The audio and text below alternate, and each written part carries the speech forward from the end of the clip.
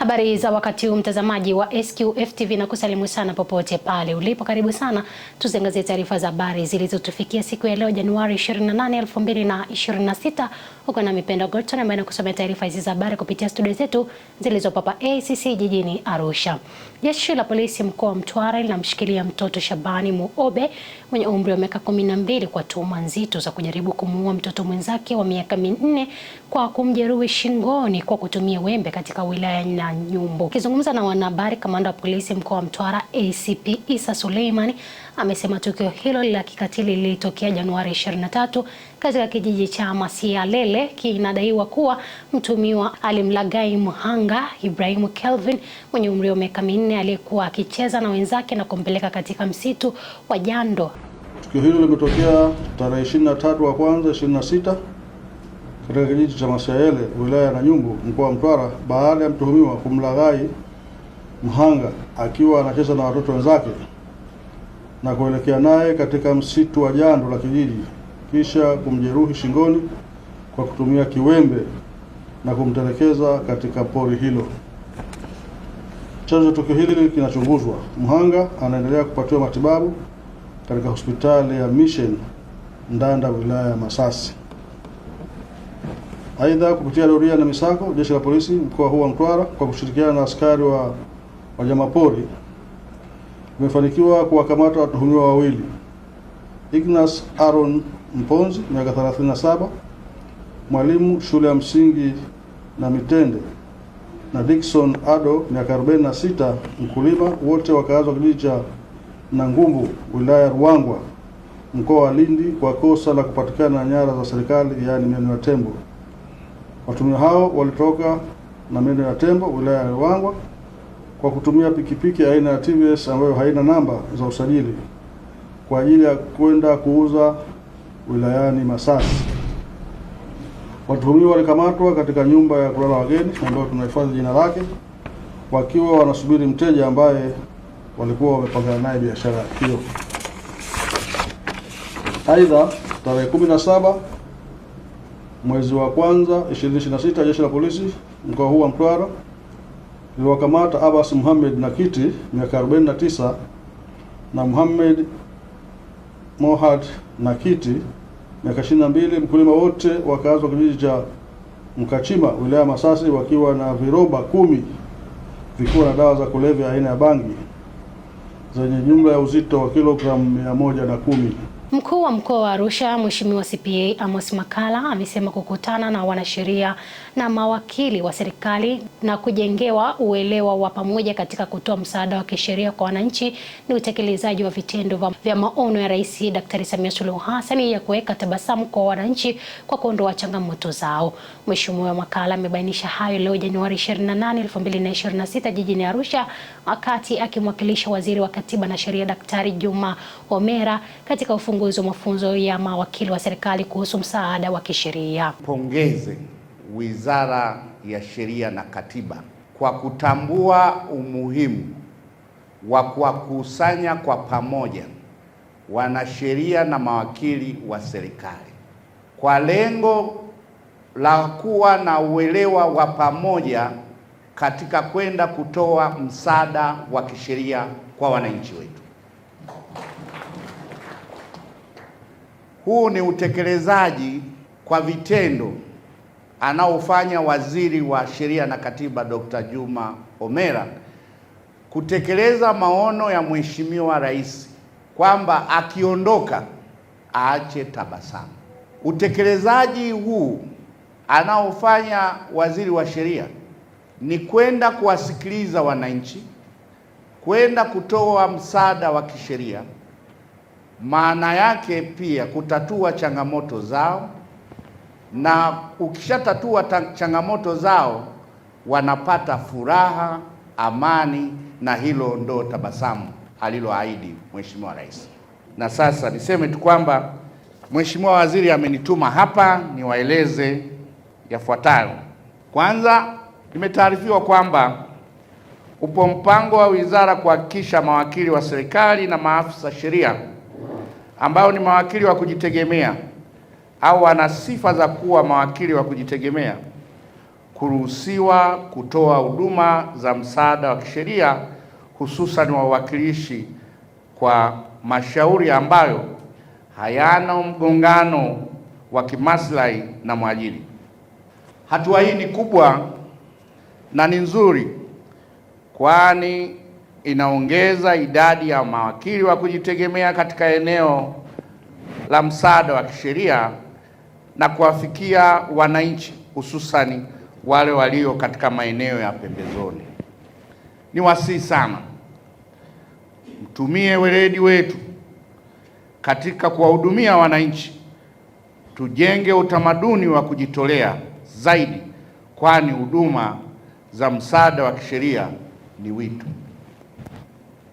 Mnapoendelea na mafunzo haya, nawaomba myachukulie kwa uzito mkubwa, mkishiriki kikamilifu katika mijadala na kutoa maoni yatakayoboresha mfumo wa msaada wa kisheria nchini. Nchi yetu bado ina idadi kubwa ya wananchi ambao wanahitaji msaada wa kisheria, lakini hawajui wapi waende au namna gani ya kuupata. Ni jukumu letu sote kuhakikisha tunaondoa vizuizi hivyo. Nitumie fursa hii kuwaasa mawakili wa serikali wote mlioko hapa na wengine walioko sehemu mbalimbali nchini kuendelea kujitoa kwa moyo katika kutoa huduma za pro bono kama sehemu ya mchango wao kwa jamii.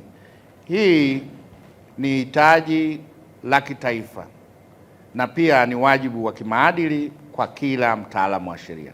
Mheshimiwa mgeni rasmi, tunatarajia kuwaongezea ujuzi na kubadilishana uzoefu katika masuala yafuatayo: 1, huduma za msaada wa kisheria; 2, utatuzi wa migogoro kwa njia mbadala; 3, ushughulikiwaji wa mashauri ya ukatili wa kijinsia; na 4, miiko ya utekelezaji wa majukumu yao. Waziri wa mambo ya ndani ya nchi Patrobas Katambi amesema nchi ya Tanzania iko salama, huku akigusia uimara wa jeshi la polisi la Tanzania ambalo kwa kushirikiana na vyombo vingine vya ulinzi na usalama limeweza kuiweka nchi salama tangu nchi ipate uhuru. Ametoa kauli hiyo wakati wa ziara ya kwanza ya kutembelea makao makuu ya jeshi la jeshi jijini Dodoma baada ya kuteuliwa kuongoza wizara hiyo. Nchi iko salama.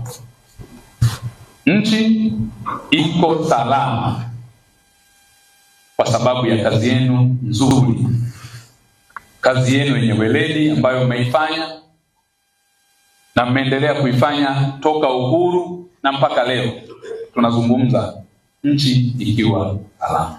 Na pasipokuwa na ulinzi hakuna usalama, na pasipokuwa na usalama hakuna amani, na pasipokuwa na amani hata hiyo haki huwezi kuiona. Hakuna haki.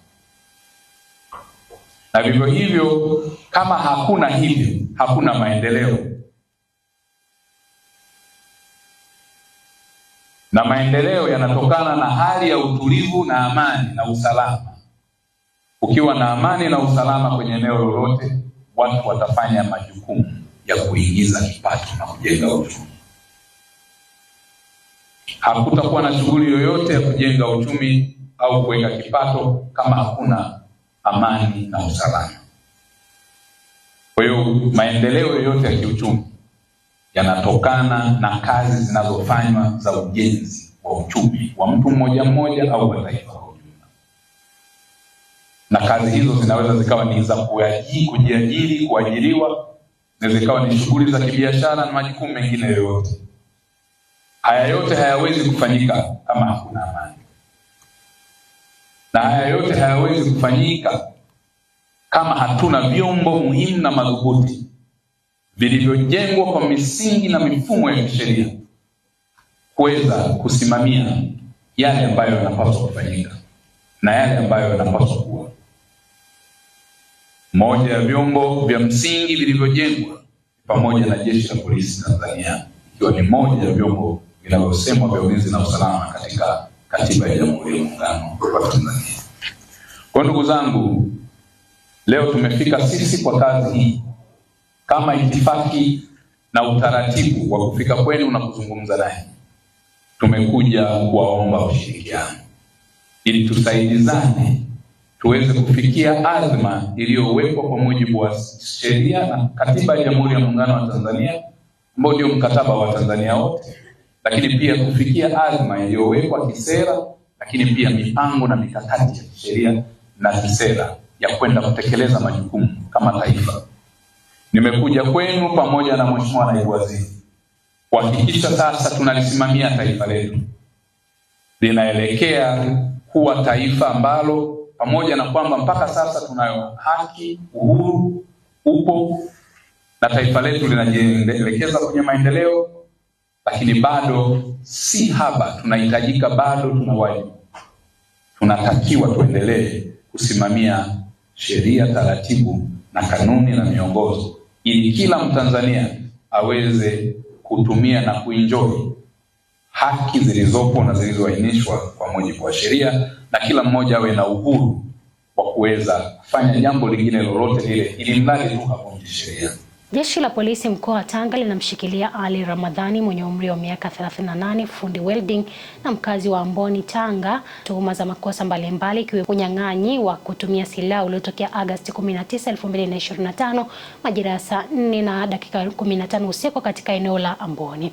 Akizungumza na waandishi wa habari, kamanda wa polisi mkoa wa Tanga ACP Almachus Mchunguzi amesema mtuhumiwa huyo aliwahi kufikishwa mahakamani na kuhukumiwa kifungo cha miaka 30 jela, lakini alitoroka chini ya uangalizi wa jeshi la magereza katika gereza la Maweni, Tanga. Jeshi la polisi mkoa wa Tanga kwa kipindi cha mwezi Januari 2026 limefanikiwa kwa kiwango kikubwa kuzuia na kutanzua uhalifu kwa kuhakikisha linaendelea kulinda raia na mali zao, kutanzua na kudhibiti makosa mbalimbali pamoja na kukamata watuhumiwa wa makosa mbalimbali ya uhalifu kama vile wizi, uporaji, makosa ya usalama barabarani, unyang'anyi wa kutumia silaha na matukio mengine ya kimaadili. Katika kipindi hichi, jeshi la polisi mkoa wa Tanga limefanikiwa kukamata watuhumiwa 55, kati yao 9 walishiriki katika unyang'anyi wa kutumia silaha za jadi, mapanga na kuiba pikipiki katika tukio hilo. Katika kudhibiti wimbi la uporaji wa simu, vijana ambao wanajulikana kwa jina maarufu la vishandu walikamatwa na simu 60 zimekamatwa na simu 35 zimetambuliwa na wamiliki wao. Simu 25 zimehifadhiwa kwa ajili ya utambuzi wa wamiliki na hatua nyingine za kisheria. Aidha, jeshi la polisi mkoa wa Tanga limekamata pikipiki 50 zinazohusika na matukio ya uhalifu. Kati ya hizo 28 hazina namba halali za usajili. Katika kuendelea na operation ya kudhibiti uhalifu, mali mbalimbali zimekamatwa zikiwemo TV 7, friji 1, magodoro 3 na madumu 26 ya diesel. Mnamo tarehe 6 mwezi wa kwanza 2026, Aidi Ramadhani aliripotiwa kutekwa na watuhumiwa ambao walikuwa wakiwasiliana na familia yake wakitaka wapatiwe pesa kiasi cha shilingi milioni 14. Tarehe 19 mwezi wa kwanza 2026 majira ya saa 3 asubuhi, jeshi la polisi mkoa wa Tanga lilifanikiwa kuwakamata watuhumiwa wawili ambao ni Stefan Elias miaka 27, mfanyabiashara mkazi wa Mabogini, Kilimanjaro, na Moses Joseph alimaarufu Kisoko miaka 26, Mfipa mkazi wa Tanga, ambao walikuwa wakimshikilia madhula visivyo halali. Watuhumiwa hao wamefikishwa wilaya Ndeni kwa ajili ya hatua zaidi za kisheria. Jeshi la polisi mkoa wa Tanga linamshikilia Ali Ramadhani alimaarufu Ali Bwengo. Huyu ana miaka 36, fundi welding mkazi wa Amboni, Tanga, ambaye anatuhumiwa kwa makosa mbalimbali ikiwemo unyang'anyi wa kutumia silaha katika tukio lililotokea tarehe 19 mwezi wa 8 2025 majira ya saa 4:15 eneo la Amboni. Awali mtuhumiwa huyu aliwahi kufikishwa mahakamani na kuhukumiwa kifungo cha miaka 30 jela, lakini aliweza kutoroka chini ya uangalizi wa Jeshi la Magereza katika gereza la Maweni, Tanga. Baada ya ufuatiliaji wa kina, mtuhumiwa alikamatwa na taratibu za kisheria zinaendelea ili afikishwe kwenye vyombo vya sheria kwa hatua zaidi. Katika kudhibiti wimbi la dawa za kulevya mkoani hapa, jumla ya kilo 104 za mirungi zimekamatwa na kilo 26.6 za bangi zimekamatwa.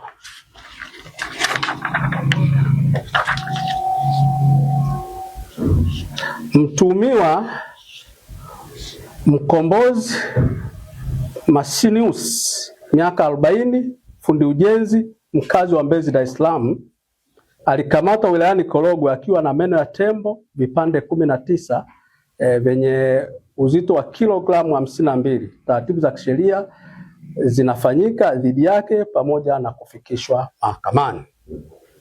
Wilaya ya Pangani, mtuhumiwa Saidi Ramadhani Saidi almaarufu Mbezi, miaka 23, fundi ujenzi, mkazi wa wilaya ya Ndeni, mnamo tarehe 21 mwezi wa kwanza 2026 alitiwa hatiani kwa kosa la kulawiti na kuhukumiwa kifungo cha maisha gerezani.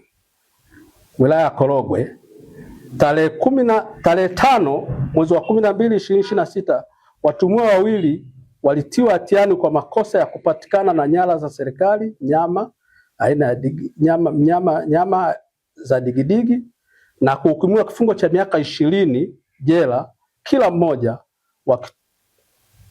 mmoja, na watuhumiwa hao ni Zakaria Bakari almaarufu Mhapi na Waziri Mdimu. Katika kupambana na makosa ya maadili, watuhumiwa wawili wametiwa hatiani kwa kosa la shambulio la aibu ambaye ni Kombo Salim Omari na Danford Andrew almaarufu Komba. Walihukumiwa kwenda jela kutumikia adhabu ya miaka 20. Jeshi la Polisi mkoa wa Tanga linatoa wito kwa wananchi kuendelea kushirikiana na Jeshi la Polisi kwa kutoa taarifa za uhalifu na wahalifu kwa wakati ili hatua za kisheria ziweze kuchukuliwa dhidi ya wahusika wote na wote wanaokiuka sheria za nchi. Wafanyabiashara wa soko la CCM lililopo katika mamlaka ya mji mdogo wa Katoro, halmashauri ya wilaya Geita, wamelalamikia uhaba wa miundombinu ya utiririshaji wa maji taka, hali inayohatarisha afya zao na usalama wa soko hilo. Soko hilo linakadiriwa kuwa na wafanyabiashara zaidi ya 400 wanaojishughulisha na biashara za nguo, vyombo, vyakula pamoja na samaki. Linatajwa kuwa soko kuu la samaki katika mji wa Katoro. Wafanyabiashara wamesema kuwa kutokana na kukosekana kwa miundombinu ya kupitisha maji machafu, maji taka yamekuwa yakisambaa katika maeneo mbalimbali ya soko na kusababisha harufu kali isiyovumilika. Kumekuwa na changamoto kubwa sana ya maji machafu yanayotoka kwenye soko letu la CCM hapo, na tumewahi kulalamika mara kwa mara na mpaka tumewahi kwenda kwenye ofisi husika mkoani huko, lakini hatupati ushirikiano, na maji haya yamekuwa yakituathiri sana afya zetu. Na kuna wafanyabiashara wengine hapa huwa na tabia ya kuja na watoto wao wadogo. Watoto wanaishia kuchezea kwenye maji yenye wadudu, kila siku watoto ni kuugua. Maji tunamwagiwa maji machafu sana, yanatoka hadi maji yana mafinyo. Yaani kwa siku yanatoka mara 3. Tumeshalalamika, wameshinda kutusaidia. Mtusaidieni. Hali ni mbaya mno. Maji ni machafu mpaka ya chooni, yanatoka na madudu. Ingekuwa sio biashara ya hawa watu wa hali ya kawaida, tungesema lifungwe soko. Lakini tukifunga hili soko hapa, tutaasili hawa watu wengine. Kwa ushauri mzuri, hili mali ni ya mwekezaji ambaye amepangishwa na CCM, si ndio? Kinachotakiwa kufanya hapa, yeye mwenyewe achimbe shimo, kwa sababu otherwise hii ni hatari. Haya maji hata ungekuwa unakaa wewe kule chini, yaani haujala samaki alafu unasikia ile shombo mpaka kutoka kule na wadudu. Kwa hiyo ushauri wangu kwenye vitu vingine havihitaji hata kupiga siasa. Tunatakiwa lielekezwe ndani ya muda gani shimo lichimbwe, watu waepukane na hii yazo. Halafu likijaa linakuja linanyonywa. Mnatakiwa mwache. Baadaye tukatoa taarifa kwa mkuu wa wilaya. Kwa hiyo ilikuja timu tukiwa na mkuu wa wilaya mwenyewe. Tukakaa tukatembelea mtaro wote. Akasema waje mainjinia, akaja injinia wa GEWASA na injinia wa halmashauri. Washauri nini kifanyike baada ya kuona hii adha. Watu wananchi wanapata shida.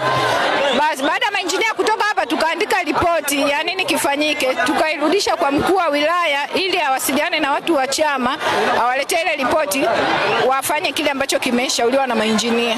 Ndio hatua ya mwisho tuliokuwa tumefikia. Nataka niseme kitu kimoja.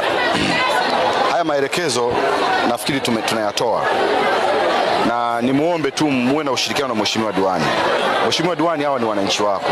Na kama hii kamati yetu ilivyotoa ushauri kwamba litafutwe eneo lichimbe, hata kama unavyosema sahihi kwamba CCM inatakiwa ionyeshe eneo kwa mwekezaji, ifunge naye mkataba, si ndio ulivyosema?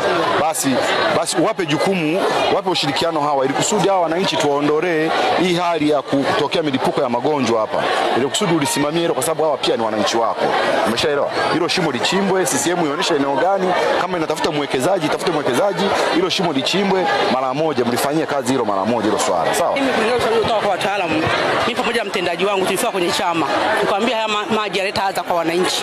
Wakasema watakaa na serikali waweke na waombe mzabuni ili achimbe, kwa sababu mzabuni wa humu upande wake alishamaliza. Waombe achimbe shimo. Kwa hiyo taratibu bado zinaendelea. Hivi wanaotoa utaratibu wa kwamba uchimbe wapi ni serikali. Chama tena hakiwezi kuingilia utaratibu wa kwamba shimo liko wapi. Lazima tutofautishane kwamba chama na serikali ni vitu viwili tofauti. Chama kimeshawakabidhi, wote kusimamia ni hawa ili kuhakikisha kwamba wananchi wao wako salama. Wakiugua wananchi, hakitakuja kuambiwa chama ndio kilisababisha watu wakaugua. Mtaambiwa serikali mlikuwa wapi? Nyinyi ndio mnaotakiwa kusimamia, sio chama. Nyinyi jisimamieni, sio chama. Chama kina mambo yake kimeshawajengea, kimeshamaliza. Simamieni watu waishi salama. Usikubali maelekezo ya kusema kwamba mpaka uende kwenye chama. Chama hakihusiki kwenye afya. Wakiugua watu nakuja kukamata wewe. Serikali imezitaka mamlaka zote za kiutawala nchini kuimarisha utekelezaji wa elimu ya stadi za maisha shuleni ili kuwawezesha wanafunzi hususan wasichana kupata fursa bora za kielimu na kimaendeleo. Waziri wa Nchi, Ofisi ya Waziri Mkuu, Tawala za Mikoa na Serikali za Mitaa, TAMISEMI Riziki Mshemdoe amesema hayo mjini Morogoro kupitia hotuba iliyosomwa kwa niaba yake na mkuu wa mkoa wa Morogoro, Adam Malima. Kwa niaba ya Waziri wa Nchi, Ofisi ya Waziri Mkuu, Tawala za Mikoa na Serikali za Mitaa, na nukuu, na waagiza wakuu wa mikoa, makatibu tawala wa mikoa pamoja na maafisa elimu wa mikoa na wilaya kuhakikisha kwamba mradi huu, kwa maana mradi huu wa elimu ya stadi za maisha katika shule za sekondari unatekelezwa kwa ukamilifu na ubora ili kuleta matunda yaliyokusudiwa.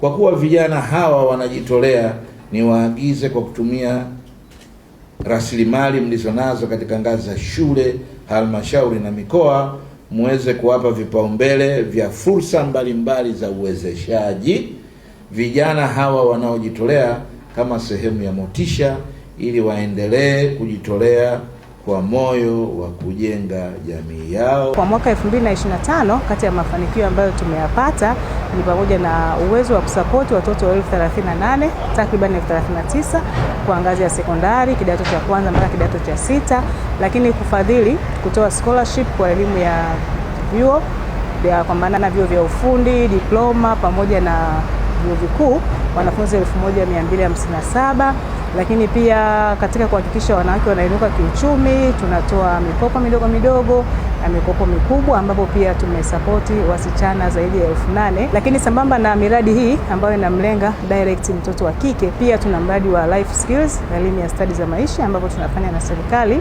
na kwa sasa kwa mwaka jana mwishoni tulipata ithibati ya kitabu ambacho kinatumika kwenye mafunzo haya ya life skills, ambapo sasa kuanzia mwaka huu tutaenda halmashauri 41 zaidi. Mimi ni mfadhiliwa wa shirika la Camfed, ambapo nilifadhiliwa kutokana na mahitaji yangu ambayo nilikuwa nahitaji kama kupatiwa sare za shule, madaftari, vifaa vya usafi, chakula na kifaa cha usafiri kama baisikeli.